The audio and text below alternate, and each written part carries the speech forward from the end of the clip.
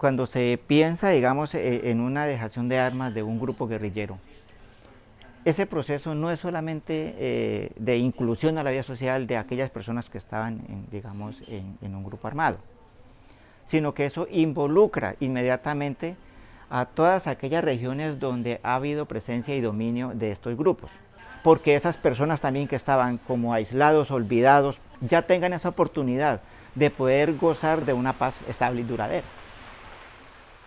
Insectos por la Paz para mí es la cereza que le hacía falta al ponquecito. A través de esta iniciativa de la Universidad Nacional en querer contribuir y llegar a dar una iniciativa de cómo minimicemos costos de producción a través de la reutilización de material orgánico, a través de la reutilización del medio donde se está y poder reproducir una mosca que para nosotros la desconocíamos, pero era tan común y que desconocíamos su gran valor nutricional y cómo este podía suministrarse de alimento a los animales y cómo este ayuda a reducir los costos de producción, es una de las mejores iniciativas que he podido escuchar, que quiero en un futuro ejercer para minimizar los costos de producción de nosotros como unidad productiva de concentrados y unidad piscícola, y no solo estamos apuntándole a la economía, sino a un cuidado ambiental, a una economía circular, y es algo muy completo. Estos bichitos nos pueden sacar del hambre, alimentando nuestros peces, alimentando los cerdos, alimentando las gallinas. Las dificultades de los sistemas productivos en Colombia, pienso que la mayor es el costo elevado de los alimentos. Dado el caso, por lo menos en el caso mío, que yo crío el pollo de engorde, cada vez que voy a comprar está más alto el costo y cuando voy a vender, entonces los proveedores quieren que le venda el pollo al mismo precio, siendo que yo he comprado más alto y me toca volver a subir. Y muchas veces vendemos y no tenemos ganancias solamente como para salir y terminamos con pocos resultados. Pensamos que el desarrollo territorial debe hacer que no dependamos de las compañías multinacionales que son las que fabrican los concentrados. Entonces estrategias como la de la mosca soldado nos pueden ayudar a disminuir esta dependencia, porque el impacto que ha tenido en los últimos años el aumento de los insumos del concentrado en la producción piscícola ha sido muy fuerte.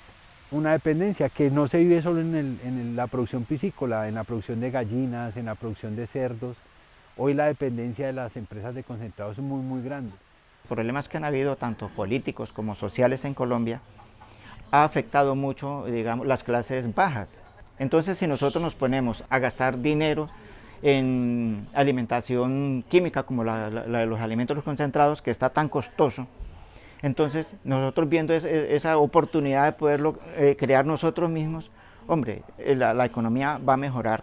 Para nosotros es difícil el sostenimiento de este proyecto de animales, por lo menos el pollo de engorde, donde necesitamos pues producir nuestro propio alimento para hacerle bajar el costo.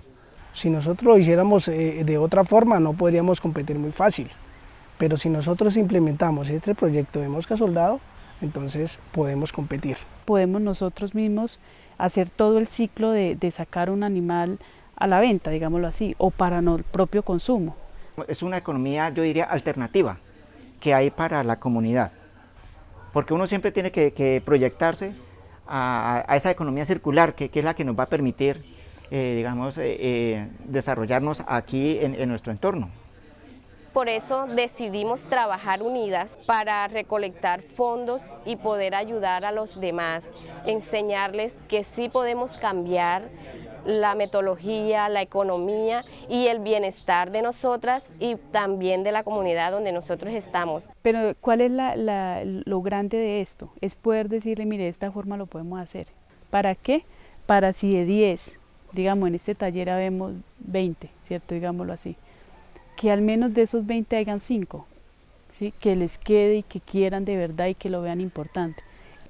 El futuro que yo le veo al proyecto y que estoy aspirando desde un inicio en de que me involucré y en de que creí en este proyecto es crear una empresa donde nos beneficiemos la cooperativa, las veredas, los campesinos que nos rodean a nuestro proyecto ¿sí? Las comunidades, suministrándole el concentrado más económico y más orgánico.